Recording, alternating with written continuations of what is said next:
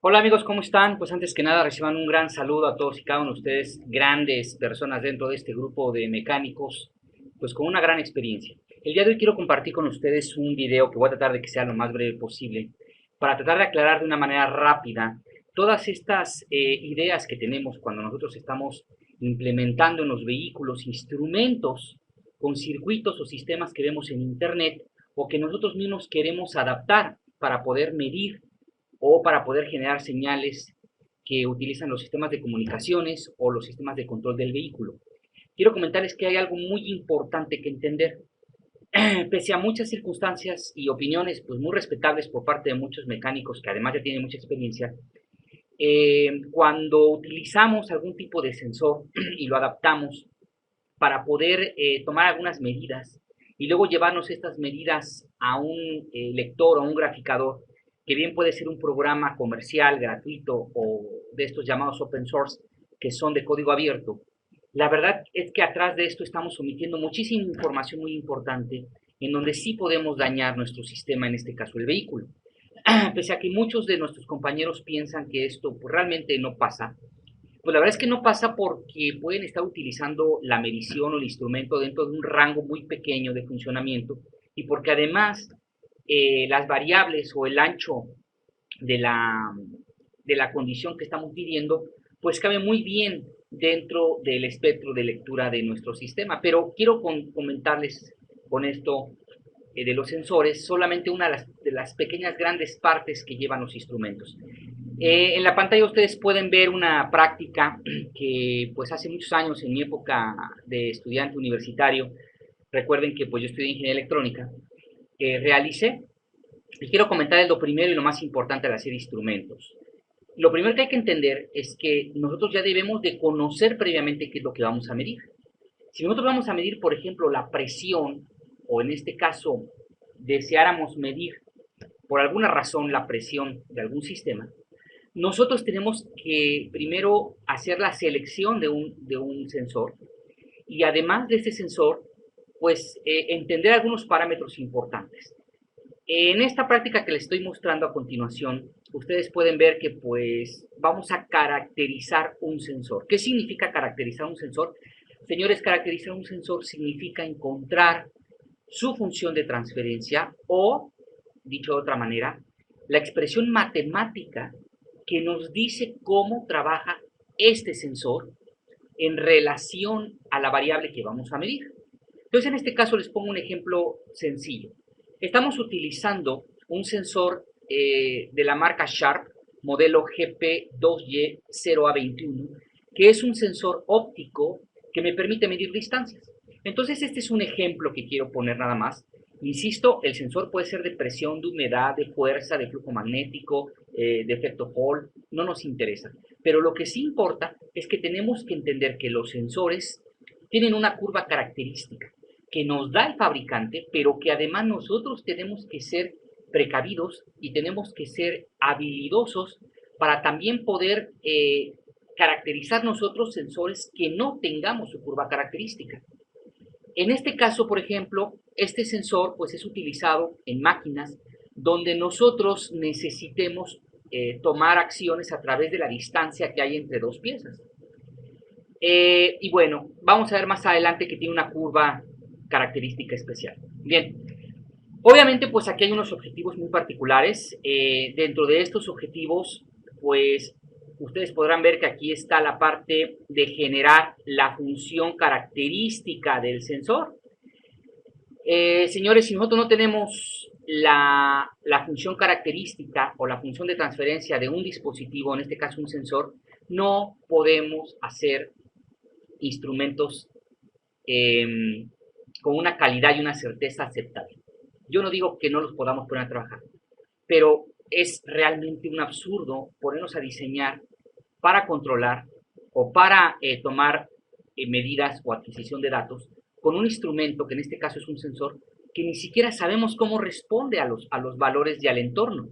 Entonces, lo primero que tenemos que entender es que necesitamos entender su curva característica o la función en la que está trabajando. También podemos ver que los sensores pues tienen muchas características. Por mencionar algunas en este caso, pues hay un efecto que se llama linealidad, otro que se llama estéresis, hay un efecto de umbral, hay una zona muerta, ¿no? Donde los valores, por más que se puedan mover o variar, pues no nos marca nada el instrumento. Eso es muy importante considerarlo y muchos sensores funcionan así. También la precisión, que es muy distinta a la exactitud, ¿sí? También tenemos que entender que hay efectos de error, errores que se pueden dar por efectos del medio ambiente, por efectos del sistema al que estamos midiendo o por errores generados por el sistema de instrumentación y de adquisición, porque hay que entender que cuando nosotros estamos midiendo una variable, estamos perturbando el medio. Entonces, es como un termómetro. Cuando nosotros llegamos a medir la temperatura en un sistema, pues la verdad es que el termómetro trae una temperatura y llega a tener contacto con el medio en el que estamos midiendo. Aunque la perturbación realmente es mínima o es despreciable, hay que entender que en algunos sistemas esta perturbación nos puede afectar. ¿Ok? También hablamos de la repetitividad, reproducibilidad, la sensibilidad. Fíjense que ese es un problema o una característica muy importante. La sensibilidad nos hace entender cuál es el cambio mínimo que tenemos que tener, por ejemplo, en la presión, para que el voltaje tenga un cambio, ¿correcto? Si no, yo tengo un instrumento que es muy sensible, muy sensible, quiere decir que ese sensor va a responder o va a cambiar, por ejemplo, la salida de voltaje con un cambio mínimo en la presión. ¿Eso es bueno? Pues muchos pensarían que es bueno. Pues sí, pero imagínate que por alguna razón incluso pueda ser sensible a la presión atmosférica y que tú te encuentres por alguna razón extraña en un lugar con una altitud más alta que otra, geográficamente hablando, y te quieras guiar con esa referencia, pues es lógico que no va a funcionar, ¿verdad? Entonces es importantísima también entender el concepto de la sensibilidad. También hablamos de la resolución, es decir, cuál es la calidad de la toma de lectura, cuando no es lo mismo que yo tome una lectura de temperatura alrededor de los 12.5 grados, a que tome un valor de temperatura que sea de 12.493528, ¿verdad? No es lo mismo. Muchos dirán que esto pues es insignificante, tal vez sí para el sector automotriz, pero imagínense un grado en la temperatura del cuerpo humano, ¿no? No es lo mismo 36.5 contra 37.5 u 8, ya estaríamos a una temperatura que ya sería una fiebre, ¿no? Bien, y bueno, otros efectos más que no voy a mencionar ahora porque quiero que sea relativamente rápido el video. Y bien, les comentaba, para caracterizar un sensor, pues yo tengo que entender que este sensor va a tener ciertas características. El fabricante en este caso, por ejemplo, me dice que el dispositivo es un sensor analógico, ¿correcto? Que además tiene una medida de detección de distancia que va de los 0 a los 80 centímetros. O sea, aquí el fabricante me está haciendo mención de un rango en el cual él garantiza que el dispositivo va a funcionar dentro de una cierta calidad, ¿correcto? También puede ser ajustable. Es un dispositivo y es un sensor pues que no necesita de circuitos externos de control. Es decir, puede entenderse que es un sensor que ya puede tener cierta lógica o ciertos circuitos de acondicionamiento. Y aquí lo podemos ver en la imagen, ¿sí? Claro, el fabricante me da varios tipos de detección de distancia, pero a mí lo que me interesa entender son parámetros como estos. Por ejemplo, a mí el fabricante me dice cuál es el rango de voltaje en el que va a trabajar este sensor. 4.5 a 5.5 volts. Es muy importante que respetemos estos voltajes porque evidentemente puede dañar la circuitería que está dentro del dispositivo, en este caso el sensor. También veo una imagen, si se dan cuenta, sobre lo que tiene dentro este sistema. Vemos que tengo un fotodetector, tengo un emisor, un diodo infrarrojo, que es el que va a emitir las ondas electromagnéticas, la luz es onda electromagnética, y va a ser recibida por este dispositivo. Fíjense que aquí tengo un bloque muy importante. Dice circuito de procesamiento de señal. Las señales deben de ser procesadas, filtradas o limpiadas porque existen perturbaciones en el medio. E imagínense, pues si la luz requiere y se perturba en el medio, pues imagínense una parte mecánica, ¿no? ¿Cuánto más? Además, dentro del dispositivo existen reguladores de voltaje y también circuitos de salida y de acondicionamiento. Es muy importante entender estas partes de los sistemas de instrumentación, como yo les decía anteriormente. No es conectarlo y no es pensar que, pues sí me funciona en este rango, pues tú úsalo. Hay muchas cosas que nosotros podemos tanto tomar mala lectura como ir acarreando errores. Y de ahí podemos ir viendo diferentes características que me da el fabricante en los rangos máximos para la fuente de alimentación, para el voltaje de salida, etc. Y bueno, también vemos las características físicas del componente, que eso pues nos ayuda muchísimo a entender en dónde puede ir colocado y dónde puede ir instalado un sensor. Créanmelo, si un dispositivo o un sensor incluso no lo sabemos instalar, o podemos dañar el sensor, o incluso también corremos el riesgo de que las lecturas sean erróneas. Y con esto, pues si el sistema es de instrumentación, pues en el peor de los casos nos va a dar una mala lectura.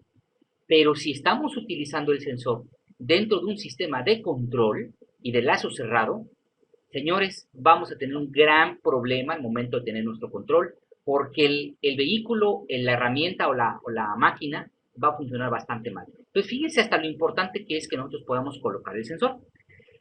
Nos da por ahí una gráfica sobre el voltaje referente a un nivel bajo y un nivel alto respecto de la distancia. El fabricante se compromete por allá hasta una distancia de 20, más allá de estos 20, a tener una cierta característica y nos menciona un área que nosotros los electrónicos llamamos histéresis. El histéresis es un concepto importantísimo en la instrumentación. Podríamos dar toda una clase de histéresis, pero no es el caso. Lo que puedo decirles hasta ahorita es que la histéresis es un pequeño umbral o una ventana de valores de voltaje donde el sistema asegura que no habrá cambios dentro de estos valores para poder asegurar el comportamiento. Todos los sensores pueden tener histéresis o podemos nosotros integrar circuitos que les puedan dar histéresis a los sistemas para generar algún tipo de funcionamiento o algún tipo de seguridad. Les pongo un ejemplo, las lámparas que están en el mobiliario urbano, ¿no? Estas lámparas que se prenden cuando cae la luz, o perdón, que se apagan cuando amanece, o se prenden cuando anochece. Estas lámparas tienen histéresis. Imagínense, si las lámparas no tuvieran este efecto, pues la lámpara estaría prende y prende, apaga y prende, apaga y prende, apaga conforme va cayendo la noche. Gracias a que se tiene un umbral de histéresis, es que la lámpara queda prendida cuando llega una cierta luminosidad del día y se apaga cuando llega otra. Para que tengan una idea más o menos. Bueno, pues los sensores también tienen esta respuesta, ¿ok? Y miren aquí lo más importante de todo. Aquí el fabricante me da la salida de lo que nosotros llamamos función de transferencia de cómo se va a comportar mi sensor. Señores, esto es sumamente importante en instrumentación.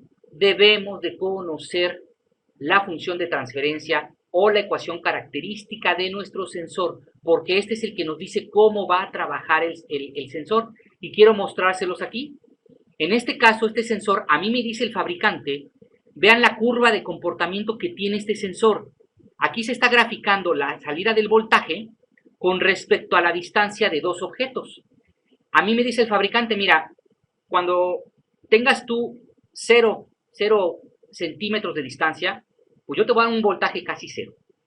Y de ahí hasta que tú llegues por ahí de los 5 en esta zona, yo te voy a ir dando 3 volts o más de 3.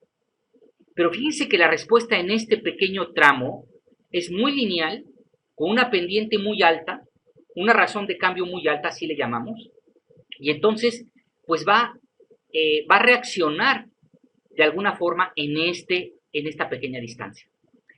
Después de ahí, a partir de un cierto valor en esta punta, el sensor va a empezarme a dar valores en cual va a ir decayendo de manera exponencial conforme van aumentando los centímetros de distancia.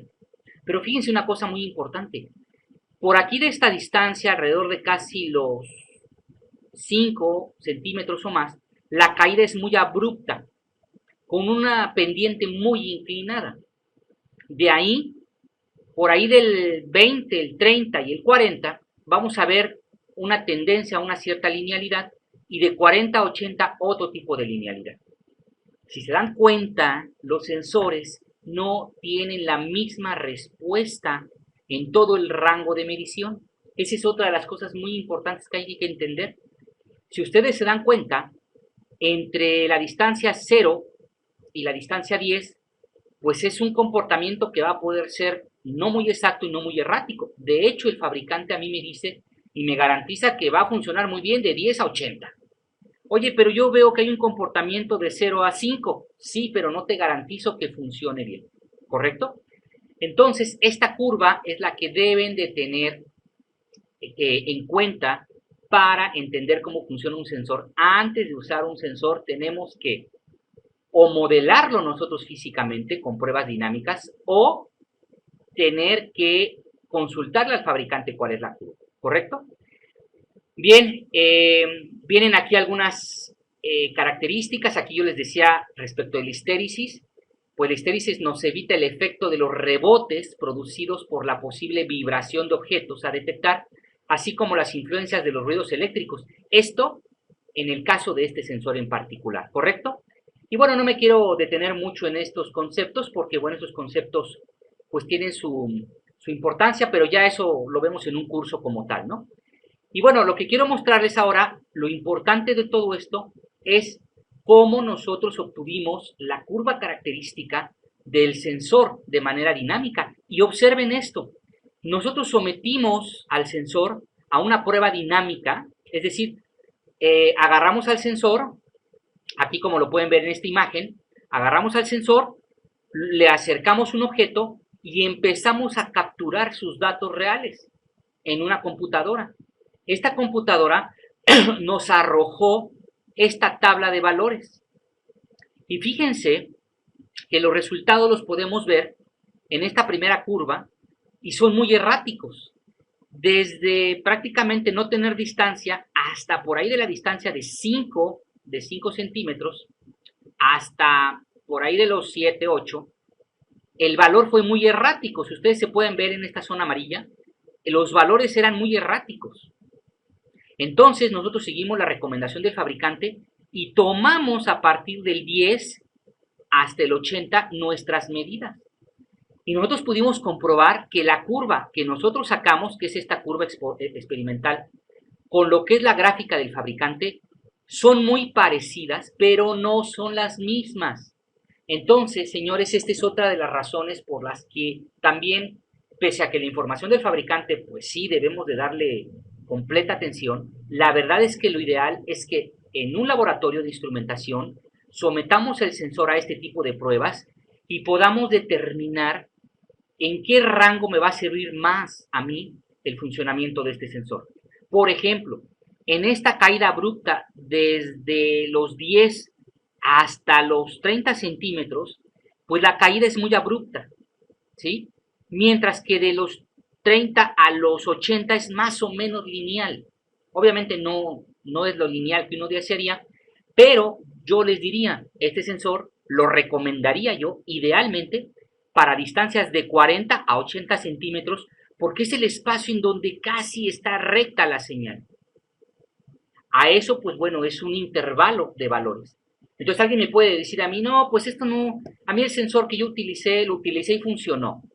Bueno, te funcionó a lo mejor en un punto, pero tú me puedes garantizar que si el vehículo o el sistema o el entorno varíe y te lleve a esta zona o te lleve a esta zona, ¿va a funcionar igual?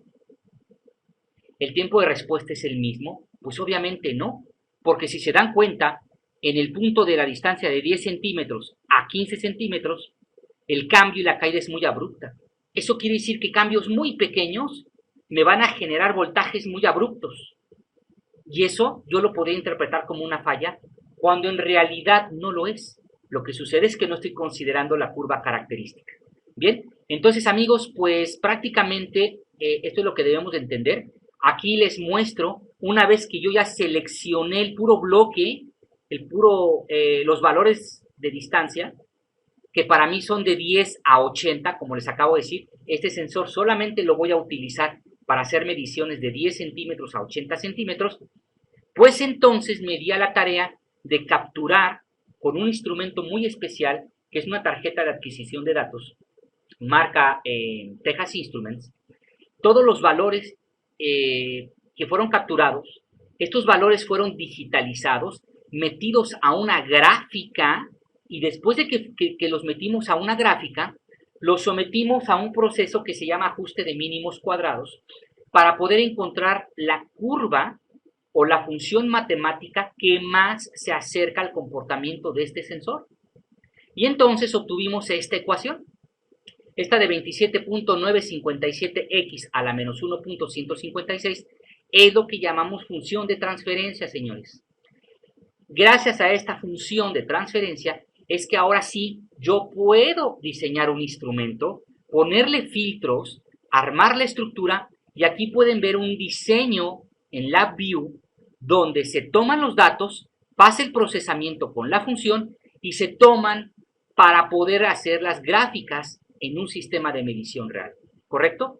Y ya con esto pues yo puedo ver aquí un sistema de instrumentación que fue calibrado, que fue previamente modelado y que además pues pasa por algunos filtros y me permite conocer la distancia con un gran grado de precisión. Y de hecho en esta muestra de laboratorio nosotros reportamos que cerca de los 80 centímetros se presentaron algunos errorcitos, pero eso fue porque estamos llegando prácticamente al límite de la distancia de medición. Si se dan cuenta es por esta curva, donde el fabricante ya no me asegura que el sistema funcione.